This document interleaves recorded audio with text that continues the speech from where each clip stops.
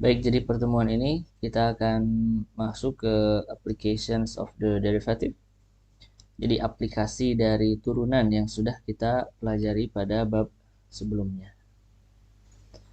Nah, kalau kita lihat gambar sampel dari bab ini, the ultraviolet radiation, di radiasi ultraviolet emitted by the sun.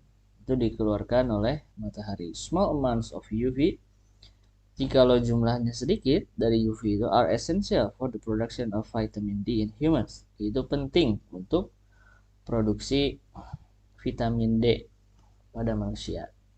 However, akan tetapi overexposure may result in acute and chronic health effects on the skin, eyes, and immune system. Jadi kalau terlalu banyak itu bisa menghasilkan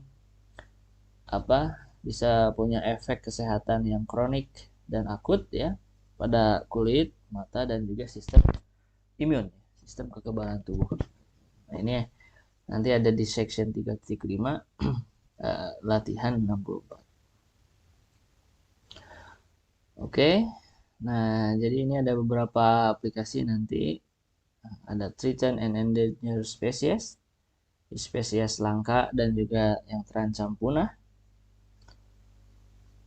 Kemudian di biologi ada fertility rates, laju kesuburan ya, fertilitas. Kemudian ada learning curve, meteorology and psychology. Oke. Nah, ini diawali dengan increasing and decreasing function. Ya, jadi fungsi naik dan fungsi turun. Disebut fungsi turun itu lihat trennya, kalau dari kiri ke kanan itu menurun, berarti itu namanya fungsinya itu turun ya. Trennya turun. Atau kalau dia lurus membentuk garis lurus, maka ini disebut dengan konstan. Dan kalau menaik, lihatnya dari kiri ke kanan ya, ini namanya increasing, fungsinya itu naik gitu. Dan naik turunnya itu bisa kita amati selain melihat dari grafiknya, kita juga bisa mengamatinya melalui turunannya. Jadi di sini disebut turun itu ketika f aksen x-nya kurang dari 0. Itu artinya turunannya itu negatif. Ya kan, kurang dari 0 itu negatif. Masih ingat kemarin ketika kita bahas laju perubahan rata-rata ya, ataupun laju perubahan sesaat ataupun turunan, itu kan nilainya bisa positif, bisa negatif ya kan. Dan ketika kita bahas soal aplikasi kemarin, kalau negatif itu berarti perubahannya atau laju perubahannya itu menurun, ya kan, masih ingat? Sebesar nilai dari turunannya itu. Atau bisa juga positif, ya kan? Positif itu artinya, nah yang ini ya, f aksen x-nya lebih besar dari 0, berarti eh, turunannya itu positif. Itu artinya laju perubahannya itu meningkat ya, menaik gitu. Nah, gimana kalau turunannya 0? Berarti itu konstan ya, membentuk garis lurus seperti itu. Nah, itu intinya. Jadi di sini turunan itu bisa dipakai untuk mengamati kapan fungsi itu naik dan kapan fungsi itu turun. Itu intinya. Oke, nah di sini ada soal apa ini? Soal aplikasi ya, modeling a food supply, ya. Memodelkan supply makanan. Dari tahun 98 sampai tahun 2005, the food supply makanan ini ya, produk jagung ya, corn products, nanti dinotasikan dengan S. Di Amerika itu satuannya dalam pounds per orang per tahun, dapat dimodelkan dengan ini, di mana T itu adalah tahun dan T98 menunjukkan tahun 98. Nah, lihat gambar ini grafiknya. Pertanyaannya, show that the supply of corn products was increasing from 1998 sampai 2005. Ditunjukkan bahwa produksi atau supply produk jagungnya itu meningkat dari tahun 98 sampai tahun 2005 ya. Kalau kita plot grafiknya itu memang betul meningkat ya kan. Nah, tapi seandainya kita nggak tahu grafiknya kayak gini, gimana kita bisa menilai bahwa ini trennya ini naik atau turun sebenarnya gitu. Nah, cara nyarinya gimana? Manfaatkan turunan ya. Jadi turunkan dulu si S-nya ini. Lihat sini, jadi DS per DT sama dengan min 0,08 T, itu kan turunan dari sini ya kan. Kemudian plus 0,71, ini turunan dari ini 0,71 T. Nah, yang 21,8-nya jadi 0 ya kan. Jadi ini adalah turunannya. Nah, pada interval 8 sampai 15 itu turunannya positif katanya. Dari mana tahunya positif? Ya, masukkan aja ya. Kalau T-nya 8 keturunan, itu nilainya positif atau negatif. Kemudian kalau T-nya 15 itu positif atau negatif gitu kan. Atau kita bisa cek satu-satu ya, antara 8 sampai 15. Misalnya kalau 9 positif negatif, 10, 11, 12 dan seterusnya. Oh, ternyata semuanya positif. Kalau semuanya positif, maka fungsinya itu meningkat. Yang mengakibatkan bahwa supply dari produk jagungnya itu meningkat selama periode tersebut. Selama periode dari tahun 98 sampai tahun 2005. Ya, itu meningkat. Dan itu memang terbukti berdasarkan grafiknya, itu kita bisa melihat bagaimana trennya itu memang meningkat ya dari tahun 98 sampai tahun 2005. Nah, ini ada latihan, ada checkpoint 2. Nanti silahkan kalian kerjakan di akhir ya. Jadi ini tahun 97 sampai tahun 2005 supply makanan, supply beras ini ya, di Amerika dapat dimodelkan dengan ini modelnya 7 sampai 15, di mana T-nya 7 menunjukkan tahun 97. Kemudian tunjukkan bahwa supply berasnya itu meningkat. Itu aja ya. Caranya sama dengan yang tadi. Nah, kemudian ada yang disebut dengan critical numbers ya, and their use. Critical numbers itu bisa kita sebut dengan titik kritis ya. Titik kritis itu adalah titik perubahan antara fungsinya itu meningkat, naik atau increasing itu saya artiin naik aja ya, decreasing turun gitu ya. Jadi titik kritis itu adalah titik di mana fungsinya itu berubah dari naik ke turun atau sebaliknya dari turun ke naik gitu. Kayak gini nih.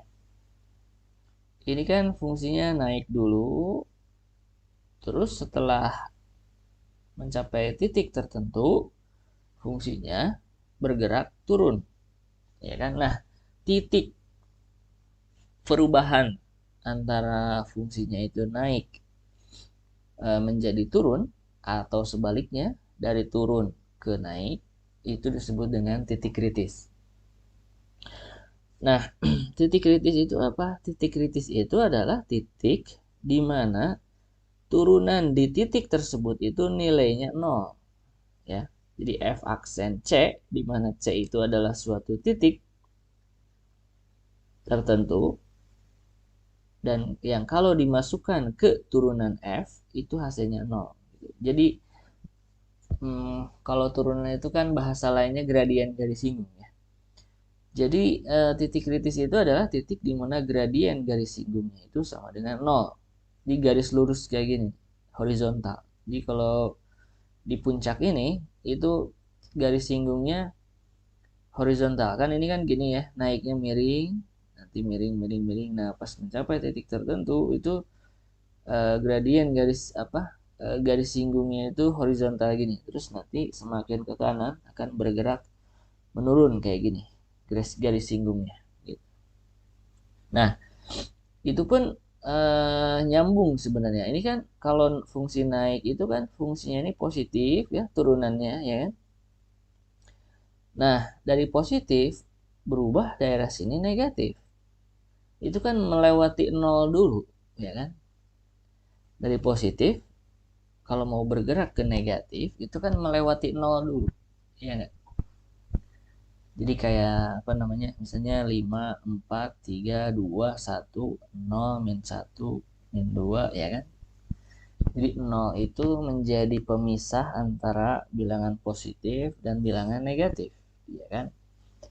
Nah, makanya itu yang dimaksud dengan jadi semacam transisi ya. Jadi titik kritis itu adalah titik transisi antara fungsi naik ke fungsi turun. Atau sebaliknya dari turun, kayak gini nih, dari turun ke naik. Nah, ini adalah titik kritis.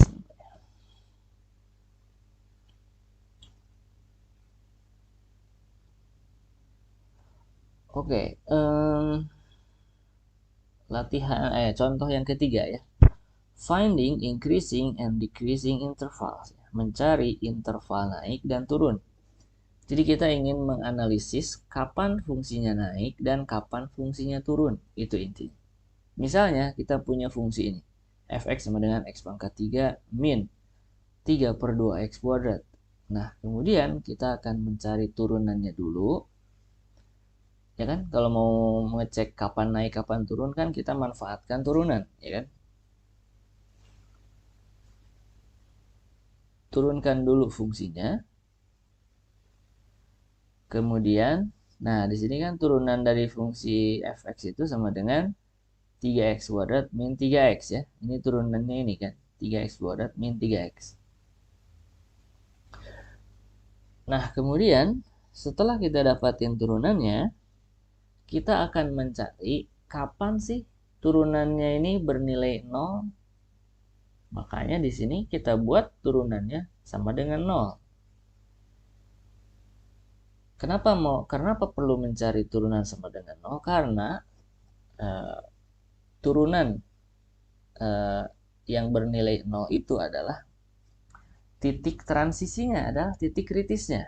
Ya kan? Titik kritis antara kapan fungsinya naik dan kapan fungsinya turun. Jadi di sini di baris yang kedua, turunannya kita buat sama dengan 0. Karena kita akan mencari di mana sih titik kritisnya, yaitu titik nilai X di mana hasil turunannya itu 0. Ini kan turunan, ya kan? Nah, kemudian di baris yang ketiga ini difaktorkan ya. Masih ingat nggak pemfaktoran? Jadi pemfaktoran itu kita amati dari dua suku ini, suku yang samanya. Iya kan? Mungkin saya akan coba tulis di sini. 3x kuadrat min 3x ya. Nah, ini kan. Jadi kita punya 3 di sini. Kita juga punya 3 di sini. Itu berarti faktornya 3 ya. 3-nya dikeluarin atau disimpan dulu lah. X di sini ada X kuadrat, di sini ada X. Nah, kita pilih yang pangkatnya terkecil. X. Udah. Nah, sekarang 3X kali berapa supaya jadi 3X kuadrat? Itu kali X. Ya kan? 3X kali berapa supaya jadi min 3X? Itu kali min 1. Nah, gini. Ya kan? Ini namanya pemfaktoran. Pemfaktoran itu adalah mengubah satu ekspresi menjadi perkalian dalam bentuk yang lain. Jadi kayak gini lah. Masih ingat nggak pohon faktor? 6. 6 itu ini 2, ini 3. Ya kan? 6 itu sama dengan 2 kali 3. Ini namanya pemfaktoran. Karena kita mengubah yang asalnya 1 menjadi perkalian dalam bentuk yang lain. 2 kali 3. Ini namanya pemfaktoran. Itulah kenapa ini disebut dengan pohon faktor. Nah, ini juga sama. 3x kuadrat min 3x ini kita anggap sebagai satu kesatuan. Kemudian kita akan mengubahnya menjadi perkalian dalam bentuk yang lain. Perkalian apa? 3x dikali dengan x min 1. Ini kan perkalian. Nah, gimana caranya di perkalian? Ini tadi ya, amati faktor yang samanya. Jadi ini 3, di sini ada 3. Berarti 3 itu faktornya. Atau apa namanya? KPK ya, kelipatan persekutuan terkecil. Jadi maksudnya kalau di situnya misalnya gini, 6x kuadrat min 3x ya, maka faktornya itu berarti tetap 3 ya. Karena KPK bukan KPK, FPB, sorry. FPB dari 6 dan 3 itu adalah 3 ya. Faktor persekutuan terbesar ya, 3. Jadi berapa sih yang bisa membagi 6 dan 3? Tapi yang terbesar itu 3. Nah, ini X-nya masuk sebagai faktor ya. Ini X kuadrat, sini X. Pilih yang terkecil, 3X. Terus 3X kali berapa supaya jadi 6X kuadrat? Berarti kali 2X ya kan? 3 kali 2, 6, X kali X kuadrat. Terus di sini min 1. Nah, ini contoh lainnya. Nah, kemudian setelah kita dapetin faktor ini, 3x kali ini, maka kita akan mencari berapa nilai x. Nah, kalau ini kita misalkan A, ini kita misalkan B, ya kan? A kali B sama dengan 0. Itu kan ada dua kemungkinan. Jika ada dua hal yang dikalikan hasilnya 0, itu ada dua kemungkinan ya. Apakah A-nya yang sama dengan 0 atau B-nya yang sama dengan 0, ya kan? A-nya itu kan 3x. Berarti 3x sama dengan 0. Berarti kalau 3x sama dengan 0, x-nya 0, ya kan? Atau bisa juga B-nya itu x min 1 sama dengan 0. Berarti x-nya sama dengan 1, gitu ya. Jadi nilai x yang membuat turunannya ini, yang ini nih, sama dengan 0, itu adalah ketika x-nya 0 atau x-nya 1. Coba aja masukin. Kalau x-nya 0. 0 kuadrat 0. 0 kali 3. Atau kesini aja ya. Nah ini kan 0 atau 1 ya kan. Coba aja masukin ke sini. Kalau x-nya 0 nih. 0 kuadrat 0. 0 kali 3 0. Min 3 kali 0 0. Ya kan. Kemudian 1. Kalau x-nya 1 juga akan membuat hasilnya 0. Kesini nih. Keturunan ini sorry. Ya sama aja sih. 1 kuadrat 1, 1 kali 3, 3. Min 3 kali 1, min 3. Ya kan, 3 dikurangi 3, 0. Gitu ya. Jadi, 0 dan 1 ini, itu adalah disebut dengan titik kritis. Titik kritis itu adalah titik yang membuat turunan ini akan sama dengan 0. Turunannya itu 0. Atau dengan kata lain, turunan di titik X0, itu hasilnya 0. Turunan di titik X-nya 1, itu hasilnya 0 juga. Tapi tidak berlaku untuk titik yang lain. Coba aja masukin. Kalau x-nya 2, itu enggak 0. 2 kuadrat 4, 4 kali 3, 12. 12 dikurangi 6. 6, enggak 0 kan? Kalian bisa cek nilai x yang lain. Yang lain itu bukan 0. Bisa positif, bisa juga negatif. Ya kan? Jadi hanya 0 atau 1 inilah yang menghasilkan turunannya itu sama dengan 0. Nah, ini disebut critical numbers ya. Titik kritis. Nah, kemudian jadi titik kritisnya itu ada dua. Nah, because there are no x values for which f action is undefined, karena tidak ada nilai x yang membuat turunannya itu tidak terdefinisi.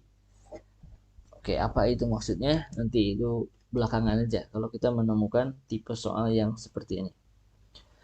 Sekarang kita abaikan aja dulu. It follows that bahwa 0 dan 1 itu adalah only critical numbers. Jadi maksudnya hanya ada dua titik kritisnya. 0 atau 1. 0 dan 1. So, the intervals that need to be tested are, sehingga kita perlu mengecek. Jadi ilustrasinya gini. ada garis bilangan. Kemudian tadi diketahui bahwa 0 dan 1 ini adalah titik kritis. Titik kritis itu di sini f aksen x-nya sama dengan 0 ya. Turunannya sama dengan 0. Ketika 1 di sini f aksen x-nya juga sama dengan 0. Gitu ya. Karena ini titik kritis, ya kan? Masih ingat nggak bahwa titik kritis itu adalah titik transisi antara fungsinya itu naik atau turun? Ya kan? Ketika kita punya titik kritis di 0, berarti yang sebelah kiri 0 itu bisa fungsi naik atau fungsi turun. Ya kan? Yang di sebelah kanan 0, antara 0 sampai 1, ini bisa fungsi naik, bisa fungsi turun, tergantung yang di sini. Kalau sebelah kirinya fungsi naik, berarti yang sebelah kanannya fungsi turun. Ya kan? Karena 0 ini transisi. Sekali lagi, transisi dari naik ke turun.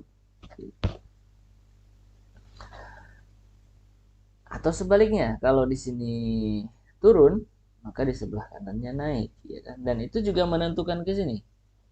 Kalau sebelah kiri 1 ini naik, maka sebelah kanannya turun. Atau sebaliknya. Gitu kan? Nah, makanya di sini kita perlu ngecek, makanya di sini namanya apa, testing ya. Tabel summarize the testing of these 3 intervals. Jadi katanya ada 3 interval yang harus dicek. Interval yang pertama ini sebelah kiri 0, interval yang kedua antara 0 sampai 1, interval yang ketiga dari 1 ke sana ya. Ada 3 interval. Gimana cara ngeceknya? Cara ngeceknya itu gampang ya. Pilih aja salah satu nilai, kemudian cek turunannya. Misalnya gini, yang di sebelah kanan 1 ini itu positif atau negatif. Cek aja misalnya berapa sih bilangan yang lebih besar dari 1. Ya nggak usah pilih yang besar-besar ya, pilih aja yang kecil. Misalnya 2 aja, 2. Sekarang kalau x-nya 2 itu turunannya positif atau negatif gitu. Jadi kita hanya cukup untuk mengetahui, nggak penting nilainya berapa, yang penting adalah positif atau negatif turunannya. Karena kalau turunannya positif berarti itu fungsi naik, kalau turunannya negatif berarti itu fungsi turun. Nah yang 2 itu ya kita pilih 2 misalnya, masukin ke turunannya. Turunannya itu kan 3x kuadrat min 3x ya. Coba kalau x-nya 2, positif atau negatif? 2 kuadrat 4, 4 kali 3 12, 12 dikurangi 6, 6, positif ya. Jadi kalau x-nya 2, turunannya itu positif, berarti ke area sini kita generalisir ya, semuanya akan positif. Kalau nggak percaya, silahkan cek sendiri. Kalau x-nya 3, itu positif juga. Kalau x-nya 4, itu positif juga ya. Makanya di sini kita pilih satu sampel aja. Yang lebih besar dari 1 itu berapa? Pilih yang sekiranya mudah untuk dihitung, nggak usah yang besar-besar. Kemudian kalau kita tahu positif negatif, ya udah kita tulis aja positif. Kalau positif itu berarti kan fungsi naik di sini. Fungsi naik. Gitu. Nah, sekarang kita pilih yang sebelah kiri dari 0 ya, atau lebih kecil dari 0 nilainya. Misalnya berapa? Misalnya min 1. Ya kan? Min 1 masukin ke turunan ini. Min 1 kuadrat 1. 1 kali 3, 3. Min 1 kali min 3 kali min 1 itu plus 3. 3 tambah 3, 6. Iya kan? Jadi turunannya positif juga di sini. Nggak usah ngecek angka yang lain. Cukup satu sampel aja. Nah, makanya di sini F naik. Jadi ini naik. Nah, ini kita bisa asumsikan ini turun, ya kan? Kan ini transisinya, naik, turun, naik. Gitu. Jadi ini kemungkinan turun. Kalau nggak percaya, cobain aja. Masukin nilai salah satu, misalnya berapa? 0,5 misalnya. Ya kan, nilai antara 0 sampai 1.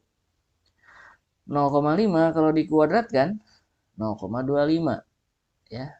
3 kali 0,25 ini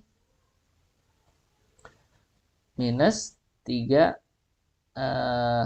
kali 0,5 ya kan. 3 kali setengah. 3 kali setengah itu 3/2 ya, setengahnya dari 3 lah, 1,5 ya kan, min 1,5. Ini min 1,5, ini 3 kali 0,25. Ini nilainya lebih kecil daripada yang ini. Ini minus 1,5 itu lebih besar. Makanya nilainya negatif. Jadi di sini negatif. Kalau negatif berarti di sini fungsinya itu turun f-nya. Nah, jadi dengan menggunakan turunan kita bisa menganalisis kapan fungsinya naik dan kapan fungsinya turun. Berarti fungsinya itu naik pada interval. Ini kan sebelah kiri 0 ini kan sampai negatif ya, sampai minta hingga ya. Dari minta hingga sampai 0 ini turun. Ini naik. Nulis interval itu gini ya. Jadi mulainya dari mana? Sebelah kirinya apa? Sebelah kanannya apa? Jadi sebelah kiri, paling kirinya itu kan negatif tak hingga. Bilangan negatif ya kan. Terus sampai 0. Nah, kemudian fungsinya itu turun antara interval 0 sampai 1. Ya kan? Dan fungsinya itu naik lagi pada interval 1, tak hingga. Karena bilangan positif jadi tak hingga. Nah, makanya di sini, nah ini tabel yang tadi kita uji sebenarnya. Ya kan? Ini interval yang mau kita ujinya dari minta hingga sampai 0, dari 0 sampai 1, dan dari 1 sampai tak hingga. Kemudian tadi ada titik uji ya. Yang sebelah kiri 0 tadi kita pilih min 1, antara 0 sampai 1 tadi kita pilih setengah. Kemudian sebelah kanan 1 tadi kita pilih 2. Kalau dimasukin ke turunannya ini hasilnya 6 positif. Kalau setengah hasilnya negatif, kalau 2 hasilnya positif. Jadi kesimpulannya ini interval naik, ini interval turun, dan ini interval naik. Ya kan? Nah, kalau kita cek bandingkan dengan grafiknya, memang betul. Ya kan? Dari minta hingga sampai 0, itu fungsinya naik. Dari 0 sampai 1, fungsinya turun. Lihat, turun. Dari 1 ke tak hingga, itu dia naik lagi. Jadi ini adalah grafiknya. Ya, kalau kita tahu grafiknya, ya kita bisa menilai ya kan, di mana naik turunnya. Tapi kalau seandainya kita nggak tahu grafiknya, maka kita bisa memanfaatkan turunan. Ya. Oke, di sini ada checkpoint. Nanti kalian silahkan cobain. Find the open intervals on which the function fx minus x pangkat 3 min. Jadi cari interval buka. Interval buka itu maksudnya kita nyari interval kayak tadi ya. Ini kan minta hingga sampai 0.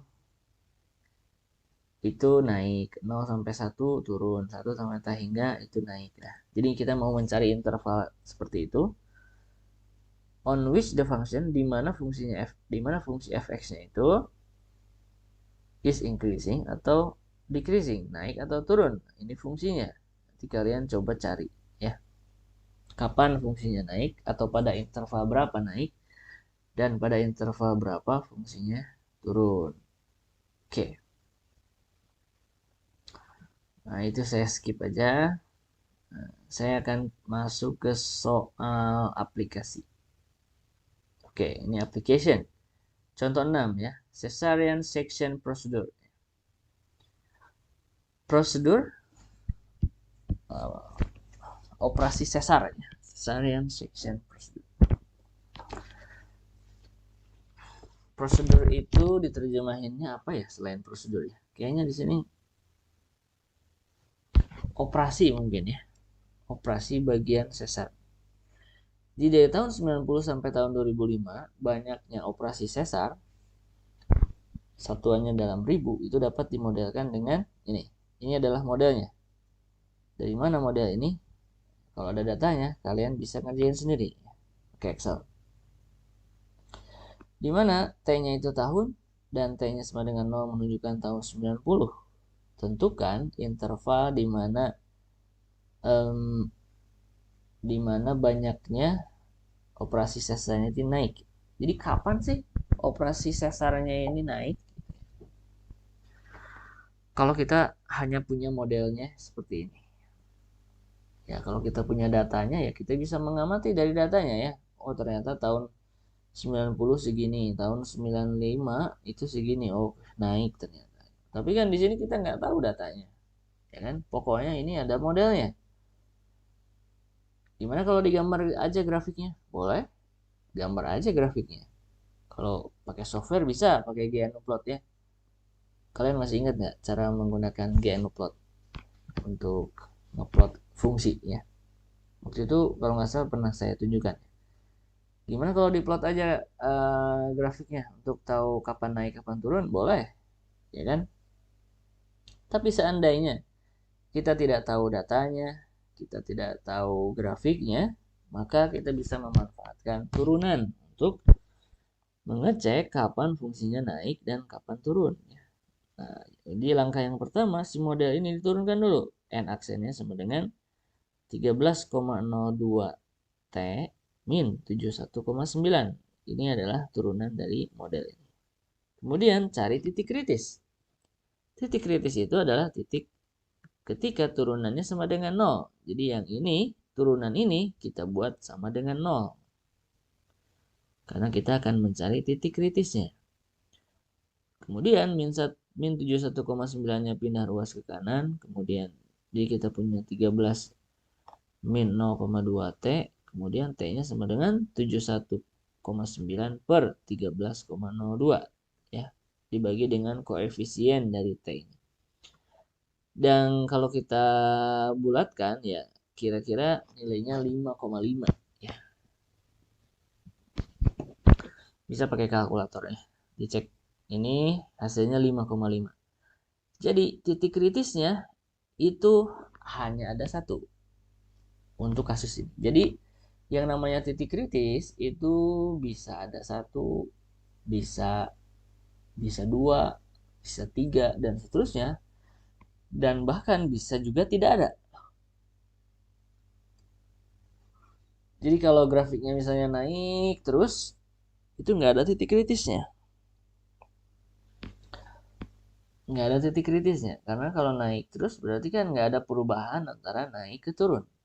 Atau grafiknya turun terus, itu nggak ada titik kritis. Kan? Karena fungsinya turun terus. Nggak ada perubahan dari turun ke naik. Gitu. Nah, jadi ibaratnya kita punya garis bilangan, kita dapetin 5,5 ini adalah titik kritis.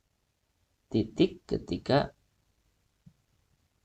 bukan F ya. N aksennya itu sama dengan 0 ya. Turunannya itu sama dengan 0. Nah, berarti kita harus ngecek nih yang sebelah kiri dari 5,5 ini positif atau negatif.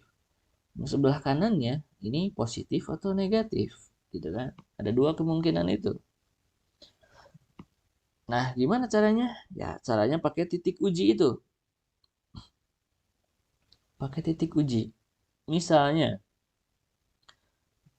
kalau di sini gimana? Nah, pada interval 0 sampai 5,5, oke. Jadi di sini dibatasi ya. Nggak sampai tahingga, karena ini kan apa namanya? Modelnya ini kan hanya dari 0 sampai 15, iya kan? Hanya dari 0 sampai 15. Jadi si titik 5,5 ini dibatasi misalnya ya, sini 0. Ya, anggaplah proporsional ya. Ini 15 gitu ya. Berarti kita ada dua interval yang kita dapat karena titik kritisnya ada satu antara 0 sampai 5,5 dan antara 5,5 sampai 15. Ini positif atau negatif? Ini positif atau negatif gitu ya. Nah, gimana caranya? Pakai titik uji ya. Titik ujinya berapa sih nilai yang lebih kecil dari 5,5 yang mudah untuk kita cermati, untuk kita masukkan ke turunan ini. Misalnya apa? 1 misalnya ya. 1, 1 atau 0 juga boleh. 0 boleh nggak? Iya, 0 juga boleh atau 1 ya. 1 aja deh. Karena 0-nya nggak termasuk ya. Oke, kalau misalnya T-nya 1 ya. 1 kali 13,02 itu kan 13,02. Dikurangi jadi 1,9. Ini kan lebih besar nilainya. Berarti hasilnya negatif. Iya nggak? Jadi di sini kita simpulkan negatif atau F atau N-nya turun, F-nya turun, fungsinya turun. Ini kemungkinan besar naik ya, karena perubahan dari turun ke naik ya. Kalau enggak masukin aja 6 misalnya. Kalau T-nya 6 ya, masukin aja 6. 6 kali 13. Itu kan 78 ya. 78 lebih ya kan, berarti lebih besar nilainya, berarti positif hasilnya. Ya kan, jadi turunannya di sini positif. Jadi F-nya naik gitu. Nah, kesimpulannya pertanyaannya itu kan kapan atau pada interval berapa? Eh, nah, tentukan interval di mana banyaknya operasi sesarnya itu meningkat. Dan dari hasil pengamatan ini, bahwa banyaknya operasi sesar itu meningkat dalam interval 5,5 sampai 15. Apa artinya? Artinya, kalau dibahasakan dalam bahasa tulisan atau interpretasinya, ya ini, banyaknya operasi sesar itu meningkat since about the middle of 1995. Kira-kira mulai dari pertengahan 1995 sampai ya ininya 15. Kan 15 itu berarti tahun berapa? Tahun 2005 ya kan? Berarti dari interval pertengahan 1995 ya kan, dari 5,5 nih sampai 15 itu berarti tahun 2005 itu banyaknya operasi sesarnya itu meningkat. Gitu. Dan kalau kita bandingkan dengan grafiknya, gambarnya seperti ini.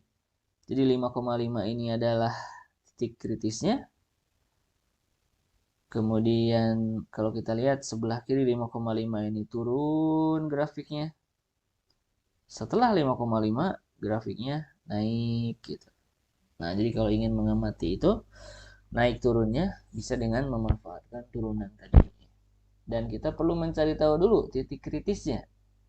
Karena ini adalah transisi, titik transisi perubahan. Oke. Nah, di sini ada checkpoint 6 dari tahun 90 sampai 2005 banyaknya N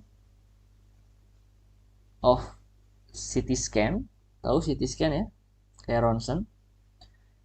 Itu yang dilakukan dapat dimodelkan dengan ini adalah modelnya banyaknya CT scan. Satuannya dalam ribu ya. Oh ya, jadi ini kalau ditanya berapa banyak operasi sesar tahun 5 di pertengahan tahun 55 apa 95 itu ya masukin aja ke sini. Masukin kalau banyaknya operasi sesar masukin ke sini ya, ke model awalnya. Ini didapat 755,5. Ini satuannya dalam ribu. Berarti kali 1000 ya.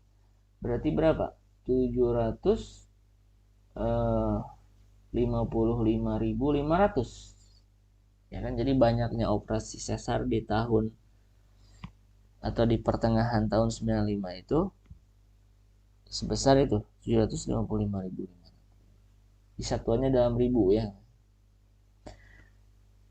Nah, ini sama ini tentukan interval di mana banyaknya CT scan-nya itu meningkat. Oke, sampai sini dulu.